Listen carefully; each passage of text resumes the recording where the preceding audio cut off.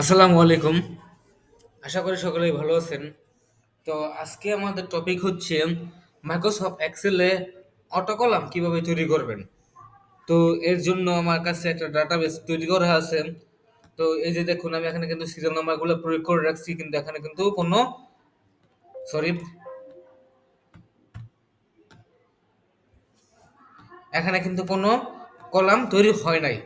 তো জাস্ট আমরা যদি এইভাবে সরি এভাবে 1 2 3 4 লিখি, এখানে কিন্তু কোনো কলাম তৈরি হয় নাই। তো এর জন্য আমরা একটা ফর্মুলা প্রয়োগ করব। এই ফর্মুলাটা প্রয়োগ করার জন্য আমাদেরকে যেখান থেকে আমরা ফর্মুলা প্রয়োগ করতে চাচ্ছি সেখান থেকে সিলেক্ট করে সম্পূর্ণ ঘরটাকে আমার সিলেক্ট করে নিতে হবে। তারপরে আমার যেতে হবে কন্ডিশনাল ফরম্যাটিং এবং নিউ রুলস।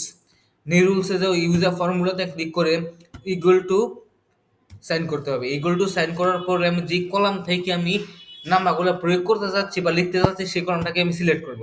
এতে দেখুন, এখানে কিন্তু আমি সিলেক্ট করার পরে কিন্তু দুইটা ডলার সাইন চলে আসছে। আসলে ডলার সাইনের কাজটা কি? ডলার সাইনের কাজটা হচ্ছে যে কোনো কলামটাকে ফ্রিজ করে দেওয়া। তো এখানে বি এর আগেও ডলার সাইন আছে, ওয়ানের আগেও ডলার সাইন আছে। যেহেতু আমার বি কলামটা ফ্রিজ থাকবে আর নম্বরগুলো আমার চেঞ্জ হতে থাকবে, যেহেতু আমি সিরিয়াল বাই সিরিয়াল নিচে যাব, সেক্ষেত্রে কিন্তু আমার নম্বরগুলো চেঞ্জ হবে। তো নম্বরগুলো যেহেতু আমার চেঞ্জ হবে, তাহলে কিন্তু আমার নম্বরের কলামে ডলার সাইন প্রয়োজন নাই। তো যেহেতু আমার ডলার সাইনটা প্রয়োজন নাই, এখান থেকে আমি ডলার সাইনটাকে উঠিয়ে দেবো। উঠিয়ে দেওয়ার পরে ইউজ ফর্মুলাতে যাব। ফর্মুলাতে যে আউটলাইনটাকে আমি সিলেক্ট করে দেবো। জাস্ট এতটুকু কি করতে হবে আপনাদের। এখানে যদি আমি আউটলাইনটাকে সিলেক্ট করে দিয়ে ওকে করে দেব এবং এখান থেকে আরেকবার ওকে করে দেব।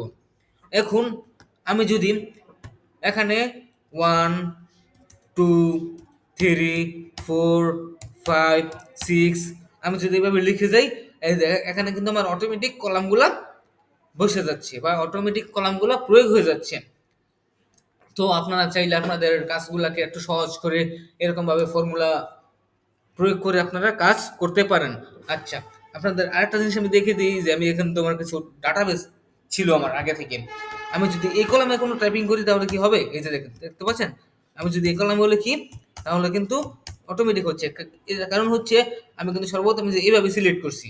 এইভাবে সিলেক্ট করার কারণে কিন্তু আমার সম্পূর্ণ ডাটা বেসটাই কিন্তু সিলেক্ট হয়ে গেছে। তো আপনারা চাইলে আপনাদের অফিস আদালতে বা বিভিন্ন ইন্টারভিউতে আপনারা এইভাবে কাজ করে সবাইকে অবাক করে দিতে পারেন।